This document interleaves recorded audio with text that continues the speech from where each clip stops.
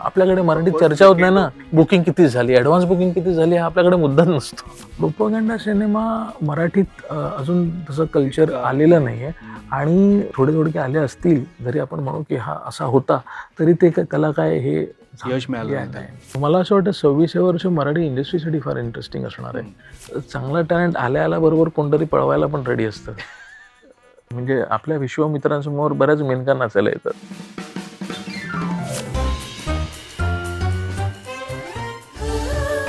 या पॉडकास्टचे प्रायोजक आहेत महाराष्ट्राच्या सोनेरी क्षणांचे सोबती वामनहरी पेठे ज्वेलर्स. नमस्कार, वामनहरी पेठे ज्वेलर्स प्रस्तुत कॅचअपच्या नव्या एपिसोडमध्ये आपल्या सर्वांचं मनापासून स्वागत. वामनहरी पेठे ज्वेलर्स यांची परंपरा 117 वर्षांची आणि ज्यांची टॅगलाईन आहे सोनेरी क्षणांचे सोबती. आजचाच एपिसोड जो आहे तो स्पेशल या अर्थाने आहे कारण गेल्याच एपिसोडमध्ये आपण अजित भुरे जे निर्माते आहेत त्यांनी त्यांची भूमिका कॅचअपमध्ये स्पष्ट केली होती. निर्मात्यांनी कोणता विचार करायला पाहिजे, कोणती कृती करायला पाहिजे हे आपण त्यांच्याकडनं समजून घेतलं. पण आता थोडी पुढची पायरी, स्टुडिओज ज्यांच्याकडे नेहमी आशेने बघितलं जातं, अशा झी स्टुडिओजचे बिझनेस हेड भवेश जानवलेकर आज आपल्या सोबत आहेत. नमस्कार. नमस्कार. नमस्कार. आणि सगळ्यात महत्वाची गोष्ट ही असते की ही सगळी माणसं जी आहेत ना ती पडद्या मागे असतात, पडद्या मागून सूत्र हलवत असतात. पण आज त्यांना पडद्या पुढे आणण्याचं कारण हे आहे की मराठी सिनेमाची सध्याची परिस्थिती याच्यावर बरीच चर्चा होत असते. पण त्यांच्या डोक्यात काय आहे आज आपण समजून घ्यायचा प्रयत्न करूया. भवेश, स्वागत आहे. आणि सगळ्यात आधी 1.5 वर्ष मला वाटतं झी स्टुडिओ मराठीची जबाबदारी तू घेतलेली आहेस. 1.5 वर्ष झालं त्याला. आणि त्यापूर्वी मला हे पण सांगायला पाहिजे की झी युवा, झी टॉकीज, झी चित्रमंदिर अशा वेगवेगळ्या जबाबदाऱ्या त्याने पार पाडलेल्या आहेत आणि आता ही खूप मोठी जबाबदारी आहे त्याच्याकडे. मला आधी सांग की हे 1.5 वर्ष कसं होतं तुझ्यासाठी? झी टॉकीज 15 वर्ष सांभाळल्यानंतर झी स्टुडिओ मराठी आपल्याला सांभाळता येईल आणि ही जबाबदारी आपल्याला चांगल्या पद्धतीने पार पाडता येईल याचा मला विश्वास होता. पण अजूनही आपल्याला बरं शिकायचं आहे आणि प्रत्येक चित्रपट जो होतो आहे तो काहीतरी शिकून जातोय. तो प्रेक्षकांबद्दल असेल, मार्केटिंगबद्दल असेल, चित्रपटाबद्दल असेल, तेव्हा कळतंय की there is no set formula, की बऱ्याच गोष्टी फ्लुइड असतात आणि अजून बरंच शिकता येईल हे डेफिनेटली अंडरलाईन झालंय. बरोबर. नवीन डिरेक्टर्स बरोबर तुला खूप मजा करता आली असं तू सांगितलंस आणि खरंच 2025 हे वर्ष नवीन डिरेक्टर्सच होतं आणि त्यामध्ये आता थांबायचं नाही आणि दशावतार ही 2 नावं प्रामुख्याने घ्यायला लागतील. खूप चांगला बिझनेस सुद्धा त्यांनी केला आणि जगभरात त्यांचं नाव गेलं. दशावतार तर मल्याळममध्ये सुद्धा तुम्ही रिलीज केला होता. या 2 सिनेमामधून काय शिकायला मिळालं? तू जसं शिकण्याचं म्हणतोयस तर? आणि जेव्हा आता थांबायची नाही गोष्ट ऐकली मी, तेव्हा असं फीडबॅक आलेला की हा चित्रपट, ह्या टाईपचा चित्रपट आपल्याकडे मराठीत किती चालेल, शंका माझ्याकडे आलेल्या. आणि माझं पर्सनल जे कॉन्टेंटचं कन्झम्पशन आहे त्या अनुषंगाने मला तो विषयच पटलेला की हा युनिक विषय आहे आणि एक युनिक वर्ल्ड लोकांच्या समोर येणार आहे आणि ती खूप पॉझिटिव्ह, इन्स्पायरिंग अंडरडॉग स्टोरी होती. तर माझ्यासाठी ते टिकमार्क्स झालेले की आपल्याला हे करायला हवं. आता ते कुठच्या पद्धतीने होईल, स्क्रिप्ट होती, मग स्क्रिप्टमध्ये अजून काही चेंजेस करता येतील आणि मग शिवराज आणि ओमकार होते. मग नंतर अरविंद जगताप यांना आपण घेतलं आणि एका लेवलपर्यंत स्क्रिप्ट गेली ती. पण मला असं वाटतं की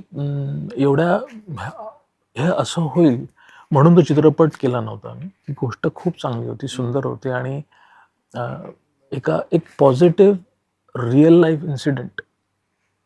मला असं वाटतं यांच्यावर कथा नाही झाल्या तर कशावर करायचं. म्हणजे लोकांना आपण मनोरंजनातून काहीतरी देऊ इच्छितो, काहीतरी लेगसी एका फिल्मी ठेवायला हवी असं मला वाटतं आणि ते ह्या चित्रपटाने सिद्ध करून दाखवलं.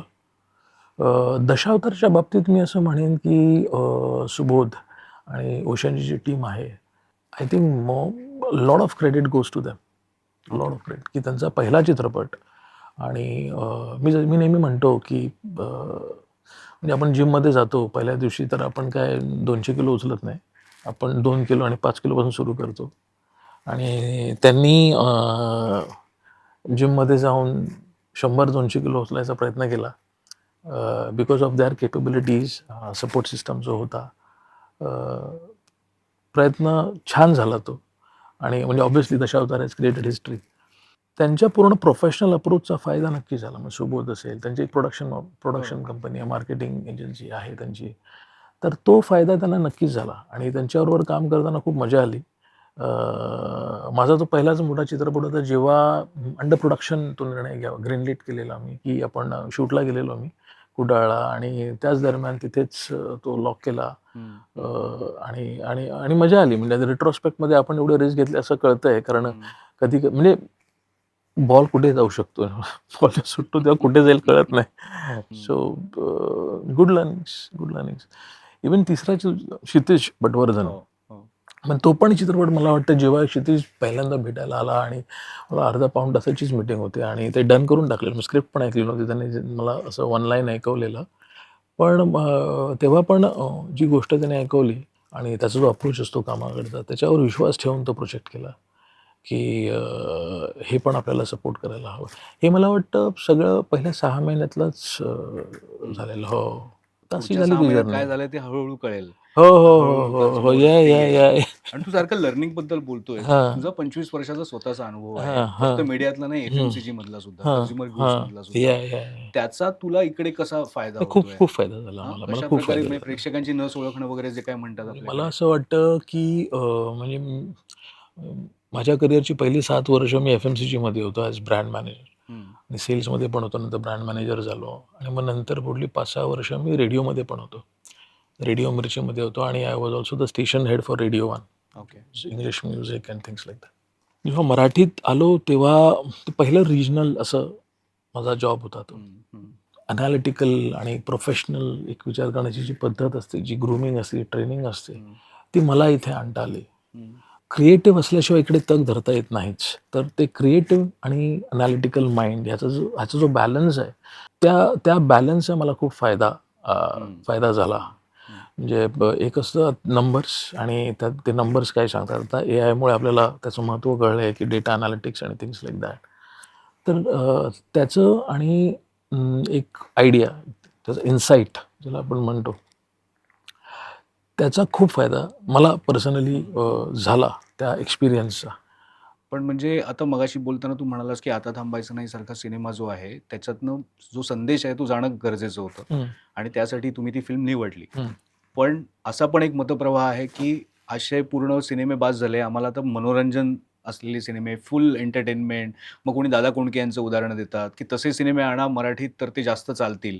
सातत्याने अशा प्रकारचे सिनेमे आले की ज्यामध्ये हिरोइझम आहे, ज्यामध्ये ॲक्शन आहे, ज्याच्यामध्ये कदाचित पुष्पा आणि कंतारासारखे सिनेमे असतील, तर ते चालू शकतील का? ते बनू शकतील का? हे मला असं वाटतंय ना, चित्रपट इंट्रिन्सिकली चांगला असेल, चांगला म्हणजे ज्यातून करमणूक होणार नसेल, एक प्रेक्षक वर्ग आणि त्याची साईज असते. तर मास म्हणतो आपण त्याला, मास सिनेमा. तर चित्रपट मोठा होईल जेव्हा हे मासी प्रेक्षक येतील. बरोबर. मला नेहमी असं जाणवतं की एक डायरेक्टर किंवा एक प्रोड्युसर म्हणून आपल्याला काय सांगायचं आहे आणि प्रेक्षकांना काय बघायचं आहे, यात तफावत असू शकते.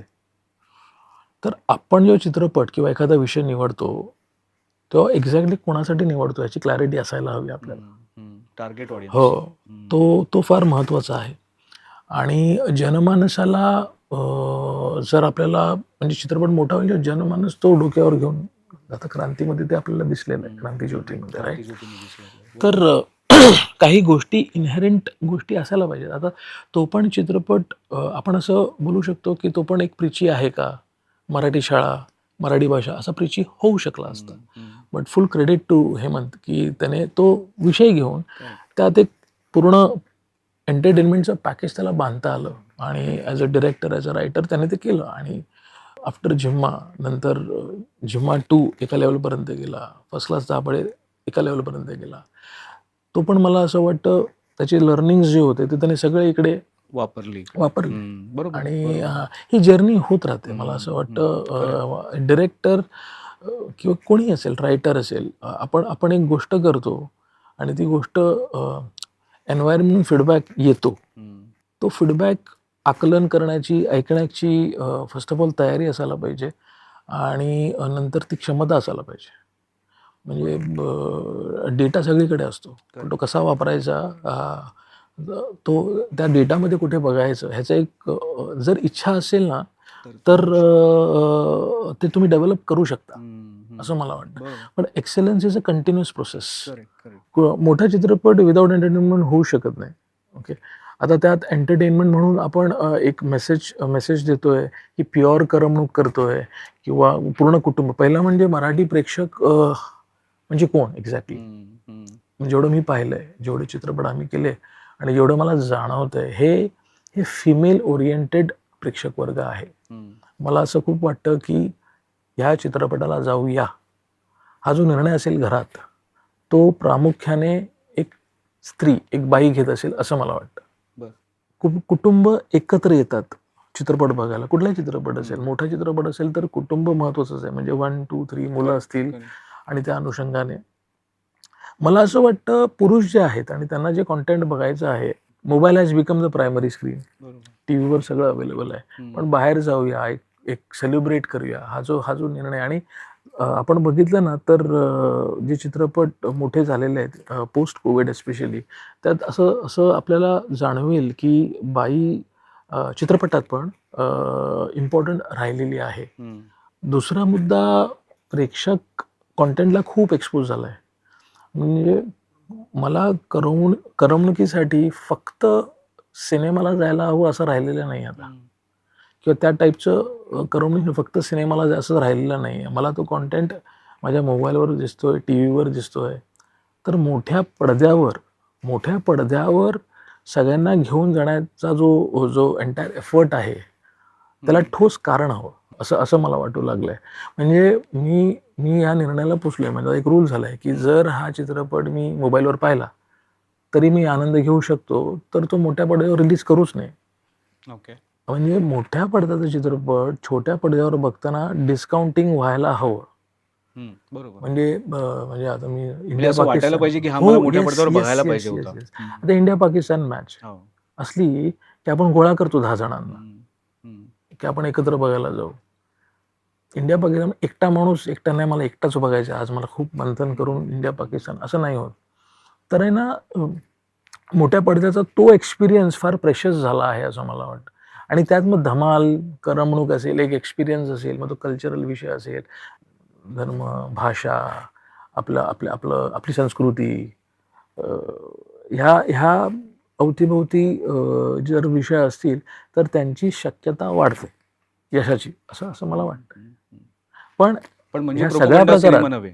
नाही प्रोपगंडा नाही, ह्यात एंटरटेनमेंट पाहिजे.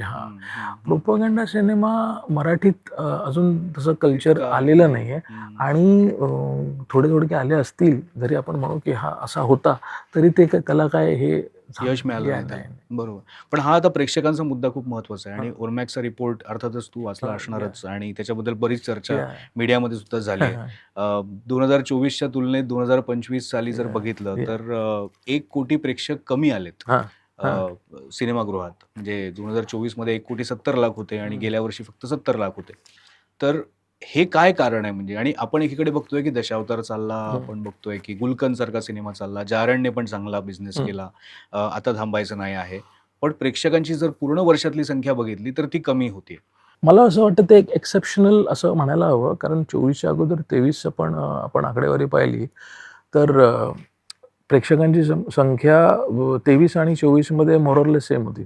ग्रॉस व्हॅल्यू जर आपण पाहिल्या, गेल्या वर्षी फॉर एक्झाम्पल, आता थांबायचं नाही जर बोलायचं झालं की तेव्हा गुलकंद पण बॉक्स ऑफिसवर होता आणि त्याच्या अगोदर मला असं वाटतं, नाही त्याच दिवशी रेड 2 पण होता. माझी अशी हायपोथेसिस आहे की आपला जो प्रेक्षक आहे तो फक्त मराठी सिनेमा बघतो, ह्यांची जी लोकसंख्या असेल ती फार लिमिटेड आहे असं मला वाटतं. बरोबर. मराठी चित्रपटांचं मिनिमम बॉक्स ऑफिस वर्षाला 600 करोडच्या आसपास असायला पाहिजे. जर आपण पॉप्युलेशन डिस्काउंटिंग सगळं केलं तरी 600-700 करोड असायला पाहिजे. आपल्याला बेस्ट ऑफ इयर्समध्ये 200 करोड वगैरे आपण पाहिलेले आहेत. याचा अर्थ असा होतो की आपला जो मराठी भाषा बोलणारा प्रेक्षक आहे हे हिंदीला म्हणजे ठरवून म्हणजे सहज जातात. त्यांच्यासाठी असं खूप मोठा डिफरन्स नाही आहे. आणि हिंदीला प्राधान्य देणारा पण मोठा सेगमेंट आहे आणि तो लार्ज सेगमेंट आहे. I think more than 1/3 is definitely comfortable watching Hindi. कारण आपण, आणि ते आताचा मुद्दा नाही आहे तो, म्हणजे आपण महाराष्ट्रात तो कायमच ऐतिहासिकच राहिलेला आहे आणि म्हणून साऊथला तो ॲडव्हान्टेज मिळतो. गेल्या वर्षाचं स्पेसिफिकली म्हणायचं झालं ना, तर आता थांबायच्या नावे मला असं वाटतं कॉम्पिटिशन आणि तो एक कधी कधी होतं ना की बॅट चालूच असते पण एक चांगलाच बॉल येतो, अरे अनप्लेएबल बॉल, आणि तसं झालं ते. दशावतारचं मला वाटतं चांगला मोमेंटम अजून वाढू शकला असता. मला वाटतं चौथ्या आठवड्यात म्हणजे हा जो प्रेक्षक आहे दशावतारचा, त्यांच्या घरी घट स्थापन झाले संध्याकाळी पितृपक्ष संपल्यानंतर, आणि सडनली वी सॉ drop in numbers. Dashavatar appreciate करणारा जो प्रेक्षक आहे हा तोच प्रेक्षक आहे ज्यांच्या घरी घट बसत असणार. हे त्यांच्यासाठी फार इम्पॉर्टंट असणार. आणि संध्याकाळी लागल्यानंतर मग तो प्रॉब्लेम 9 दिवसांचा, आणि मग नंतर ते एक झोनमध्ये गेलं. ते ही हायपोथेसिस झाली कारण एक सडन ड्रॉप पाहिला आम्ही तो. बरेच मोठे चित्रपट आहेत, धुरंधर आणि मला असं वाटतं छावा पण गेल्याच वर्षी होता 25 मध्ये, राईट. आणि तो कॅनेबलाइज होतो. एका मोठ्या चित्रपट नंतर चित्रपट आले ना की त्याला तो मोमेंटम नाही मिळत. म्हणजे त्या मोठ्या चित्रपट म्हणजे उत्तरचं बरंच असं म्हणता येईल की तो आधी धुरंधर आणि नंतर अवतार नावाचा सिनेमा आला, त्यात तरीही तो ठीकठाक चालला असं, म्हणजे प्रेक्षकांनी त्याला सपोर्ट दिला. Is a very good sign असं म्हणेन मी.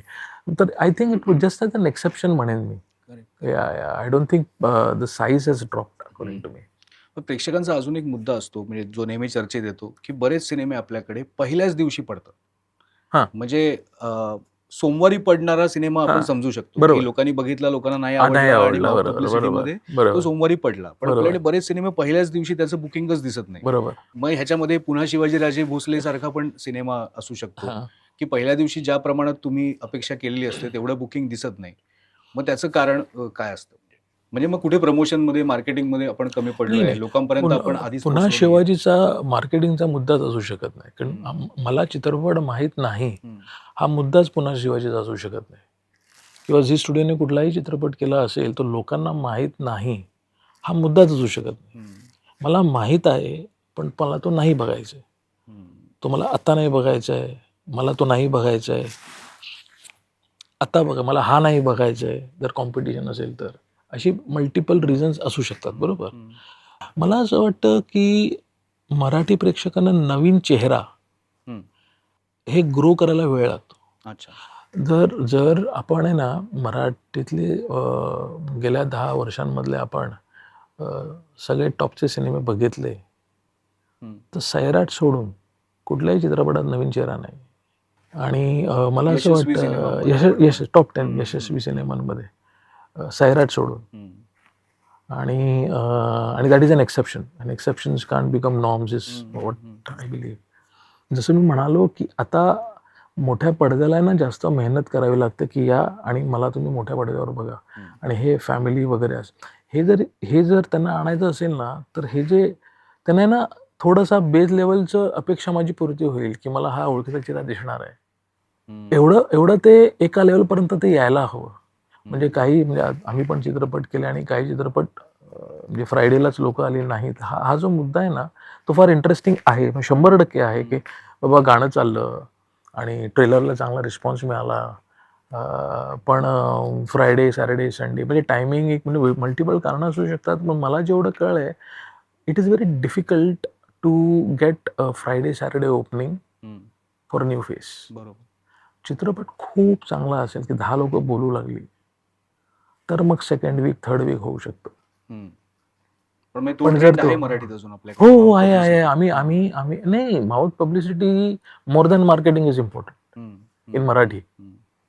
मराठीला युज्युअल सस्पेक्ट्स प्रेक्षक आहेत. ज्यांना नाटकांची कशी सवय असते तशी काही प्रेक्षकांना आहे ना मराठी सिनेमाला जायचं आहे. असा प्रेक्षक वर्ग आहे. तो एक तुम्हाला बेस ओपनिंग देऊ शकतो. आता ही जर लोक बाहेर जाऊन if they don't talk about your film you don't have a long tail, you don't have second, third week. म्हणजे मी दोनदा पाहिलं आहे की second week is bigger than the first week. आणि हे हिंदीमध्ये वगैरे रेअरली होतं. त्यांच्याकडे ओपनिंग म्हणजे आपल्याकडे हाऊसफुलची पार्टी चौथ्या आठवड्यात पण लागलेली आहे. म्हणजे कुठेतरी लागते पण लागलेली आहे. आणि आपला मराठी मोठा सिनेमा जो होईल ना तो लॉंग टेलवालाच होईल. कारण जो सुरुवातीला बिग बँग म्हणजे आपल्याकडे हिंदीमध्ये जसं एक बिग बँग येतो की बुकिंग किती झाली, ओपनिंग किती हा आपल्याकडे मराठीत चर्चा होत नाही ना बुकिंग किती झाली, ऍडव्हान्स बुकिंग किती झाली हा आपल्याकडे मुद्दाच नसतो.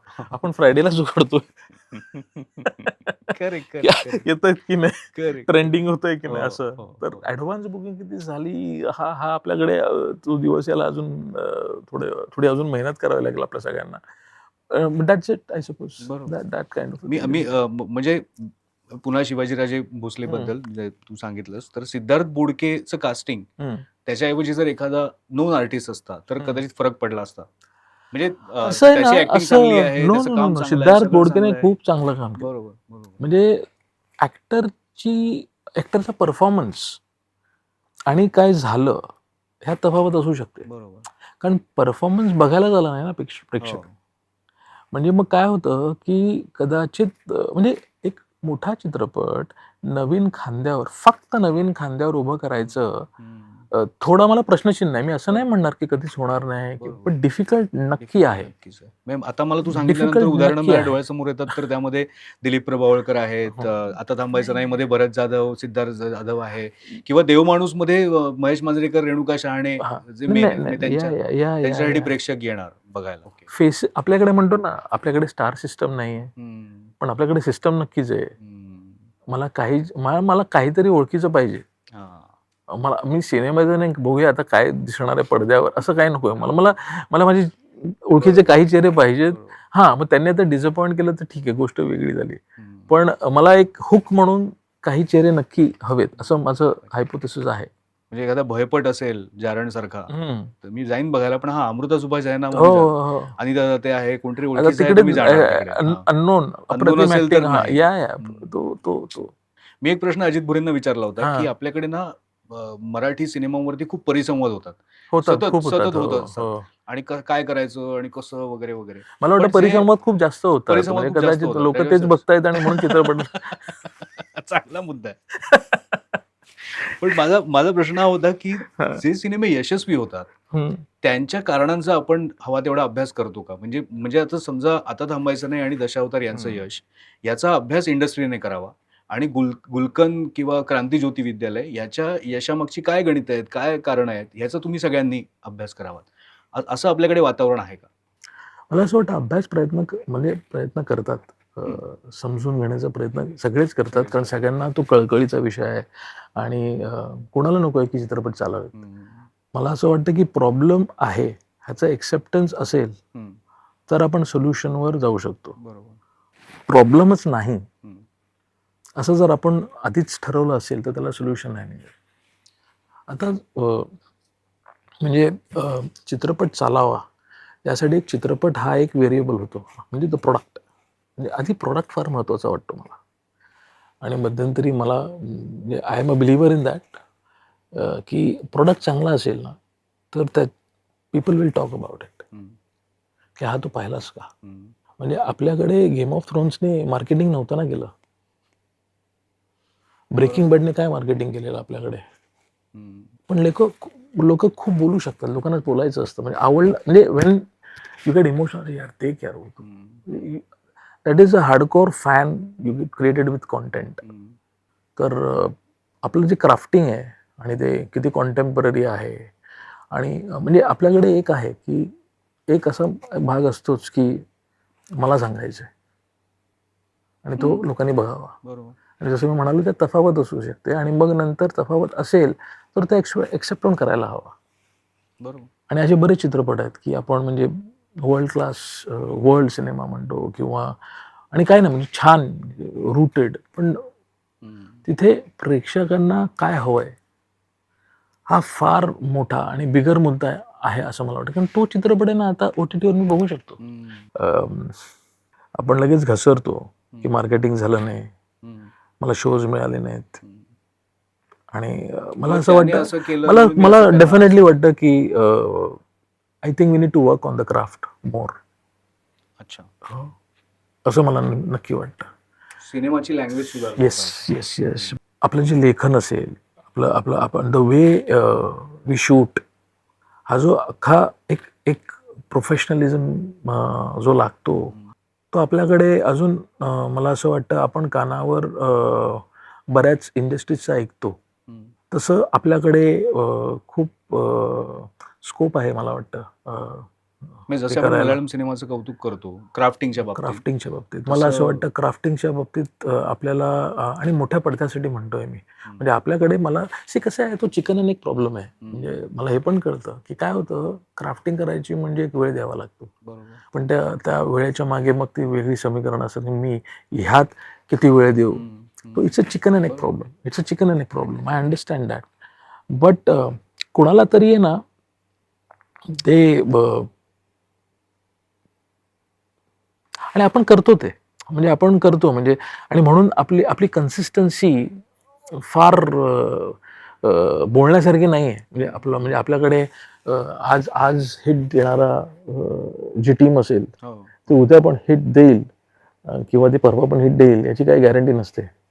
प्रेक्षकांच्या दृष्टीने आपण विचार करतोय हां. की मुंबई पुण्याबाहेर चांगली थिएटर्स नाही आहेत असं नेहमी म्हणतात.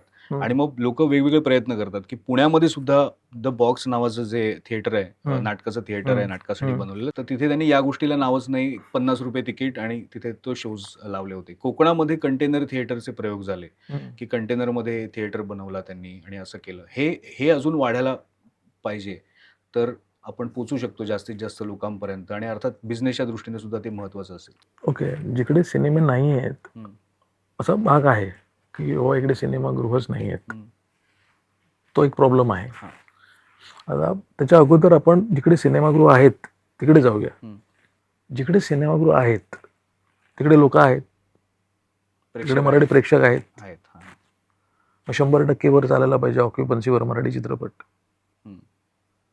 मग ते का नाही चालत? मग त्यांची ऑक्युपन्सी 30% 35% का असते? हम्म. तो जो प्रॉब्लेम आहे हा प्रॉब्लेम आहे. हम्म. हम्म.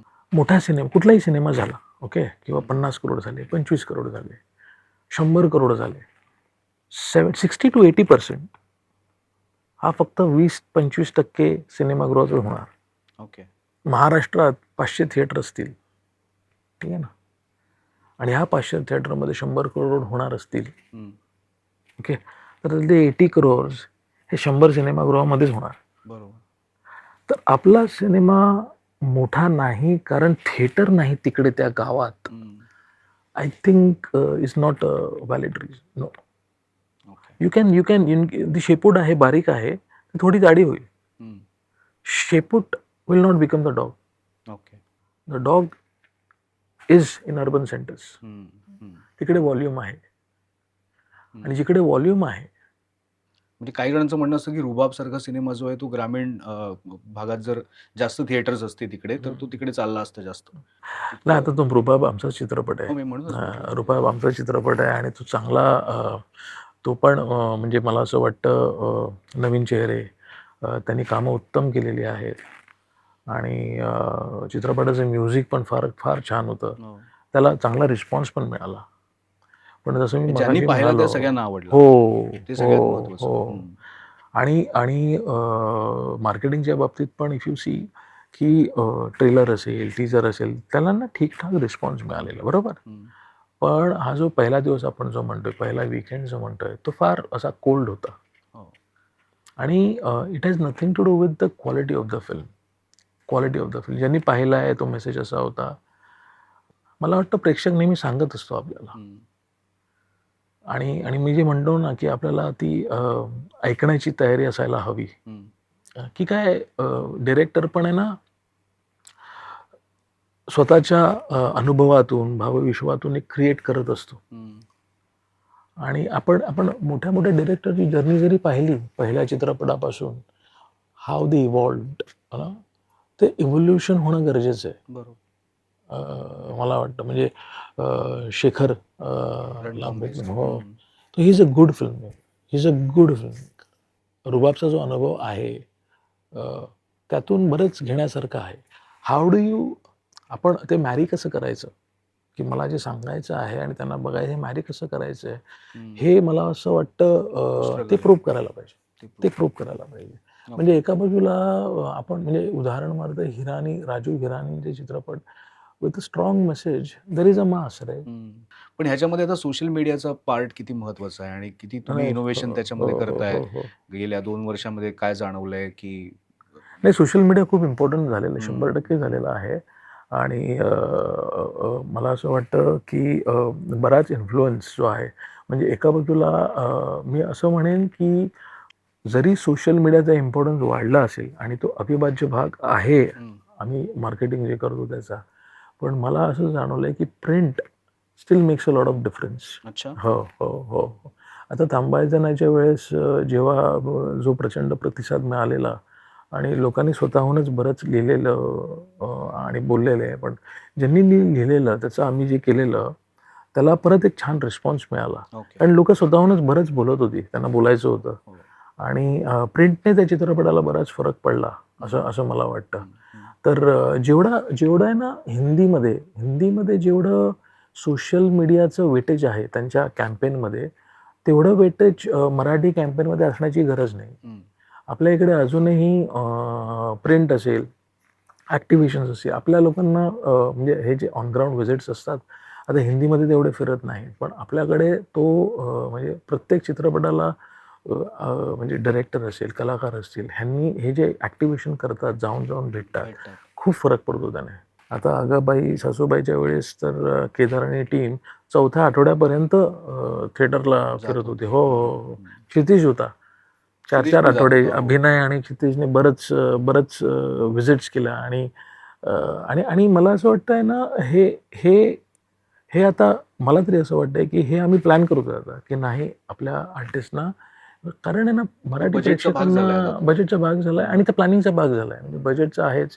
पण मराठी प्रेक्षकांना ते भेटायला खूप आवडतं. म्हणजे जे झालंय ह्याने जर ते म्हणजे नाटकाला जसं होतं ना, हो. नाटक संपल्यानंतर बरोबर. कसं होतं, same same same same same आणि त्याने फरक पडतो. आणि मराठीच्या OTT-वरच्या टक्क्याचं काय? झी5वर काही प्रमाणात मिळतं कारण झीचे सिनेमे आपल्याला झी5वर बघायला मिळतात. आणि हल्ली आता बाकी पण सिनेमांचे डील्स त्यांचं सुरू झालेलं आहे. किंवा Amazon प्राईमवरती आपल्याला काही सिनेमे दिसतात. तर हे जे OTTचं गणित आहे मराठी सिनेमाचं. हे आपल्याकडे म्हणजे भारतात बऱ्याच छोट्या-छोट्या भाषांचे पण OTT झालेले आहेत. म्हणजे चौपाल वगैरे म्हणजे हरियाणामध्ये OTT झालेलं आहे आणि मराठीत प्रयत्न करूनही स्टेबलाइज झालेलं नाही. आता Amazonवर जे दिसतंय ते रेव्हेन्यू शेअरवर असतं. झी5वर बहुतांश झी स्टुडिओज आणि काही आता चित्रपट येतील. पण त्यांचा निकष बॉक्स ऑफिसवर चालतो आहे की नाही, आणि तो असायलाच हवा असं मला वाटतं. प्रश्न असा आहे की अदर दॅन काही लोक जे मी युज्युअल सस्पेक्ट म्हणालो की पहिल्या विकेंडला जाऊन बघतात, म्हणजे सवयीचा भाग म्हणून, मराठी प्रेक्षक म्हणजे मराठी बोलणारा हा जो प्रेक्षक वर्ग आहे त्यांना मराठी चित्रपट बघायची सवय आहे का, तर ती नाही. मराठी चित्रपट बघणे हा सवयीचा भाग नाही आहे. काही सेगमेंट आहे ते बघतात. म्हणजे मराठी प्रेक्षकांमध्ये मराठी चित्रपट बघण्याची सवय असलेला जो सेगमेंट असेल तो फार लहान आहे. आणि जेव्हा ह्या सेगमेंटने चांगला चित्रपट पाहिलेला आहे तेव्हा शक्यता वाढते of that cinema become big. आता मुद्दा राहिला ह्या भागाचा, ज्यांना सवयीचा भागच नाही आहे, म्हणजे त्यांच्या कन्सिडरेशन सेटमध्येच नाही आहे. ते मराठी मीडिया किती कन्झ्युम करतात हा एक प्रश्न झाला. आणि मग नंतर कधीतरी अरे हा पाहिला मी, चांगला होता, असा एक रिस्पॉन्स येऊ शकतो. आणि तो हिंदीमध्ये पण येतो. म्हणजे आता थांबायचं नाहीच्या वेळेस बरेच नॉन मराठी लोकांनी तो एन्डॉर्स केला. हा जो प्रेक्षक असेल ज्याने पाहिला OTTवर आणि मराठी असेल तर त्याला कळलं नसेल का की हा चित्रपट थिएटरला आलाय.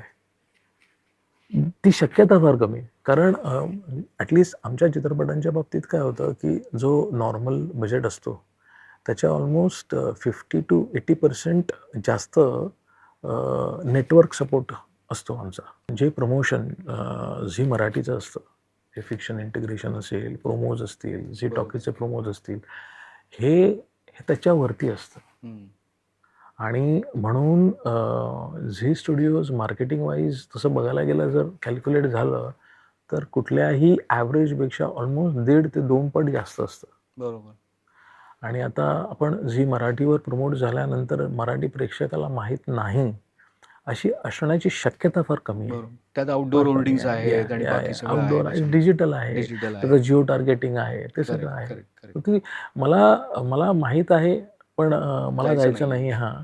किंवा माझ्या कन्सिडरेशन सेटमध्येच नसेल ना, हम्म. तर पेपरात जरी आलं तरी मला लक्षात नाही राहणार. कारण माझं कन्सिडरेशन नाही, की बाबा 3 वर्षापूर्वी मी सैराट पाहिलेला आणि आता आता मला बघायचं हां, असं असेल तर मी येऊन बघेन. Hmm, hmm. So that kind of a thing is there according to me. Correct. आता सैराट बद्दल तू सांगितलंस 10 वर्ष सैराटला झाली आहेत आणि असं नेहमी म्हटलं जातं की वर्षाला 10 सैराट आले तरच मराठीची परिस्थिती जी आहे ती काय संपन्न झालेली हां, असेल. हां, हां. तर तू आज अशा एका पोझिशनवर आहेस की तू तू एक महत्त्वाचा प्लेअर म्हणून आहात या इंडस्ट्रीमधले. झी स्टुडिओ तुम्ही महत्त्वाचे सिनेमे आणता, रेग्युलर बेसिसवरती आणता. सो त्यामुळे तुमच्याकडे सतत अभ्यास सुरू असतो, सतत या गोष्टींचा विचार सुरू असतो. सो काय बदलायला पाहिजे, काय व्हायला पाहिजे याच्याबद्दल तुझे विचार काय आहेत?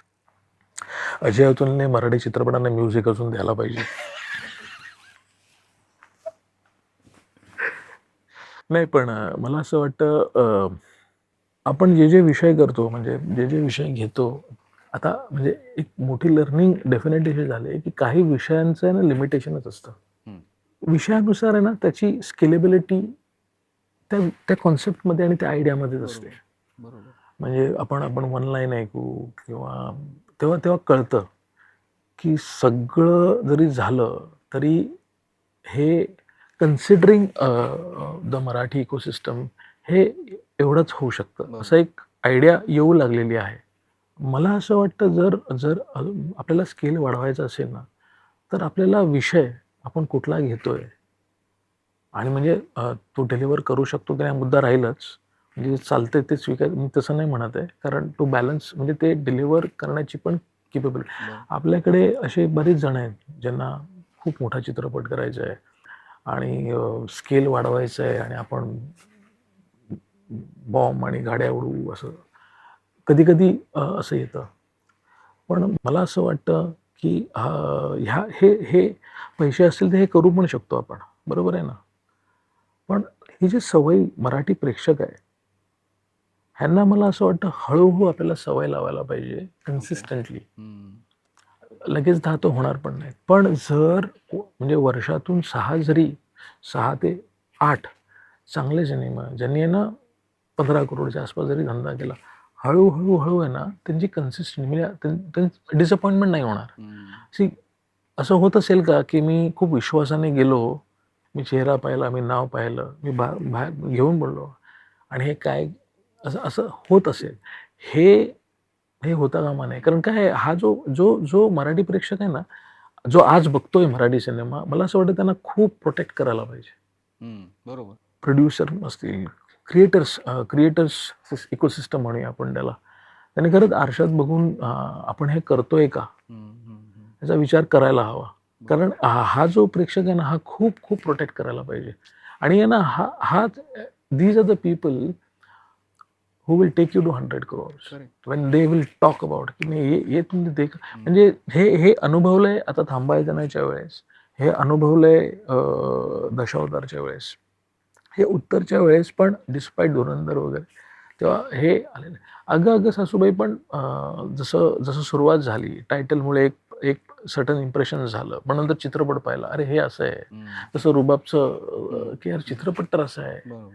कारण ते एक रिलक्टन्स असतो की नाही येतो नाही, आणि कुणी बघितल्यानंतर 4 लोक बघतात मग जरा वाढतं ते. हम्म.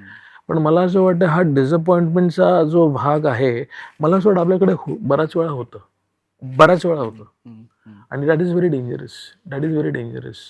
आणि म्हणून क्राफ्टिंगवर करायला मला असं वाटतं की स्क्रिप्ट असेल हम्म. आणि फिनिश प्रोडक्ट आपल्याकडे डेफिनेटली, आपल्याकडे टॅलेंट नाही आहे असं नाही आहे. भरपूर. आपल्याकडे मला वाटतं चांगला टॅलेंट आल्या बरोबर कोणतरी पळवायला पण रेडी असतं.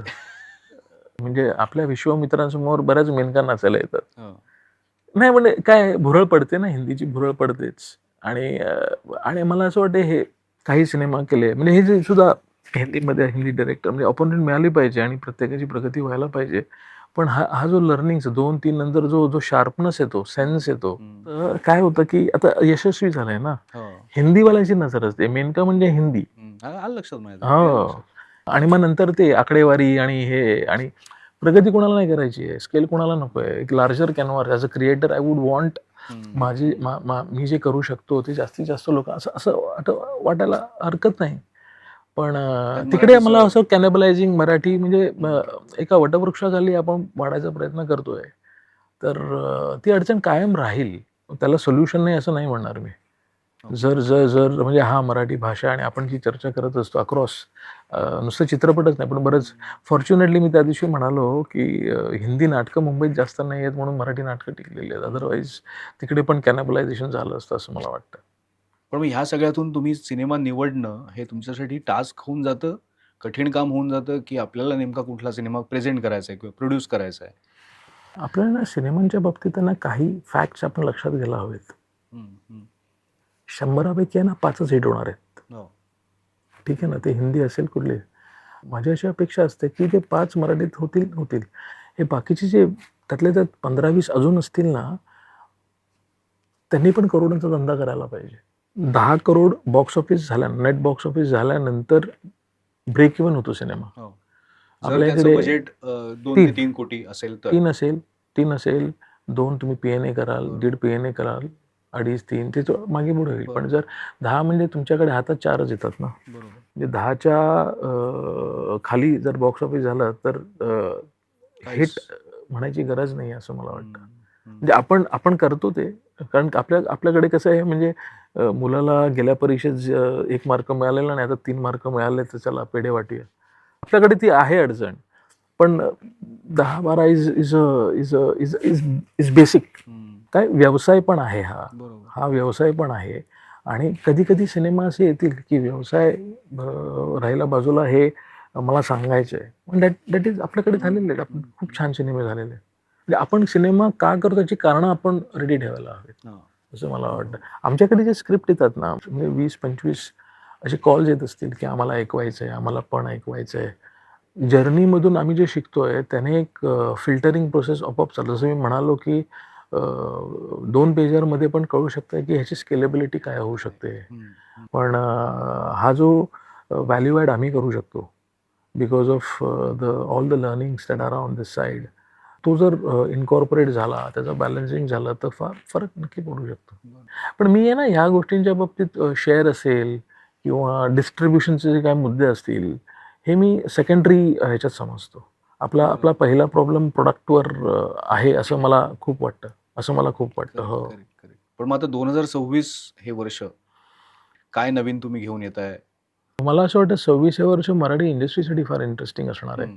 एक त्यातला 25च्या राजा बेसवर शिवाजी राजा 1 शिवाजी आहे. ला येणार. ओके आणि कदाचित खाशाबा पण येऊ शकतो ह्या खाशाबा वर्षी. पण येऊ शकतो. आणि 25चा जो बेस झालेला आहे त्याच्यावरती 26 जसं तू म्हणालास की आपले 101 कोटी प्रेक्षक बाहेर गेलेले आहेत.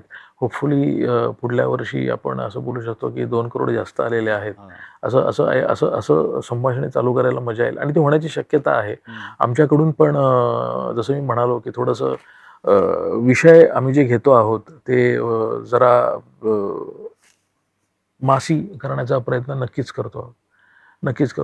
कारण आहे ना मला असं वाटतं सवय लागायची असेल तर कन्सिस्टंटली एक प्रकारचा सिनेमा लोकांना द्यायला हवा.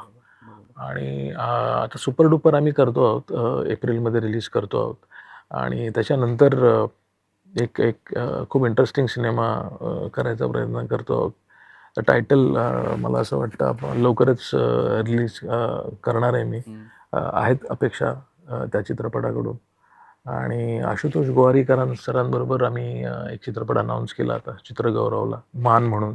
ओके. इट इज अगेन एका सत्य घटनेवर इन्स्पायर्ड आहे ओके. आणि तो खूप छान होईल असं मला वाटतं. ते स्क्रिप्ट उत्तम लिहिलेली आहे. म्हणजे आशुतोष सर आहेत आणि we are looking forward to that thing. एक रवी जाधव बरोबर करणार आहोत. फुलवरा तो फुलवरा. हो, दिवाळीत. हो, हो, हो. आणि त्याच्याकडून पण अपेक्षा आहे. छान म्हणजे Ravi is going to be back with this one. हं, हं. तर मला असं वाटतं 26 आता फक्त हे जे हिंदीचा कॉन्फ्लिक्ट अव्हॉइड करायचं आहे. आणि आणि आणि आणि आलं तरी मराठी प्रेक्षकांनी मराठीला प्राधान्य द्यावं असा चित्रपट करायचा प्रयत्न राहणार आहे. बरोबर. एक दर्दी प्रेक्षकांकडनं प्रश्न आहे, अं, की फ्रेम्स नावाची फिल्म कधी येणार आहे? अमेय वाघ आणि नागराज मंजुळे ज्याचं टीजर आम्ही बघितलेलं आहे, हां, तुम्ही हां. ते दाखवलेलं आहे हां. अनेक सिनेमांमध्ये. हां. तर त्याचे तो सिनेमा येणार आहे, कधी येणार आहे? का डायरेक्ट आम्ही OTTवर आम्हाला बघायचा आहे? नाही आता आता OTTवर येईल की आपल्या सिनेमागृहात येईल हे आम्ही आता लवकरच निर्णय घेऊ त्याचा. चित्रपट बघायला मात्र नक्की मिळेल यावर्षी. वाह! राईट फ्रेममध्ये. राईट फ्रेममध्ये. हां. क्या बात है! क्या बात है! वाह! म्हणजे ही चर्चा अशी आहे ना, की आपण किती वेळ बोलू शकतो हो, हो, मराठी हो, सिनेमा हो, हा हो. विषय घेऊन. पण हो. त्याचं जे शेवटी तू जे सांगितलंस, की क्राफ्टिंग सुधारलं पाहिजे सगळ्यात महत्त्वाचं. प्रेक्षकांना सवय लावणं सुद्धा गरजेचं आहे आणि जे प्रेक्षक येतायत त्यांना हां. आपल्याकडे अ, थांबवून ठेवणं, गृहीत न ठेवणं. धरता Yeah, हे that's very सगळ्यात important. महत्त्वाचं आहे Very, आणि तो very प्रेक्षक अजून important. वाढायला पाहिजे. एकंदरीत सुपर डुपर होऊ दे मराठी सिनेमा. Thank you, thank you. हे सगळ्यात महत्त्वाचं आहे आपल्यासाठी. भवेश, तुझ्यासाठी एक गिफ्ट आहे, वामनहरी पेठे ज्वेलर्स यांनी दिलंय. अ, हे बघ, त्यांनी बुद्धीची देवता गणपतीचं नाणं दिलेलं आहे तुझ्यासाठी. Thank you so much. सो अशीच चांदी होऊ दे. हो. मराठी चित्रपट. मराठी चित्रपटाची. मराठी चित्रपट. बरोबर.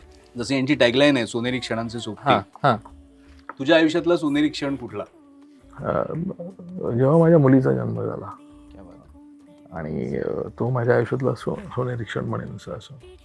ते झाल्यानंतर just trying to become a better human being and better father, okay. Better example for my daughter. हां. So thank you Thank you, Bhavesh. thank you, आणि ही चर्चा अशीच सुरू राहणार आहे. हां. म्हणजे येणारी अनेक वर्ष ती सुरू राहील. फक्त त्या चर्चेचा विषय जो आहे, मराठी सिनेमाच्या यशामागचं गणित काय, हां. असा तो बदलायला पाहिजे आता. नाही, असं एक हो, नवीन हो, पर्व येऊ दे. हो, हो. आता ते कसं करायचं, 100 झाल्यानं 200 कसं करायचं, अशी चर्चा व्हायला चर्चा पाहिजे. व्हायला या, पाहिजे. अशी Correct, चर्चा व्हायला correct. पाहिजे. Thank you for thank you having very me. Much. Bye bye bye. Thank you. So शेवटी मी तुम्हाला एवढंच सांगेन की अमोल परचुरे हे चॅनल सबस्क्राईब करा. 2 एपिसोड आपण असे केले की मराठी सिनेमाची सध्याची स्थिती कशी आहे, त्याचा एक साधक बाधक चर्चा व्हावी त्याच्याबद्दल आणि थोडीशी पॉझिटिव्ह चर्चा व्हावी, त्यातनं काहीतरी सोल्युशन निघावे. त्या चर्चेमधनं अजून पुढे तुम्ही काहीतरी चर्चा करा, तुम्ही काहीतरी मुद्दे मांडा, कमेंटमध्ये लिहा तुम्हाला काय वाटतंय ते सगळं आणि बघत राहा कॅच अप.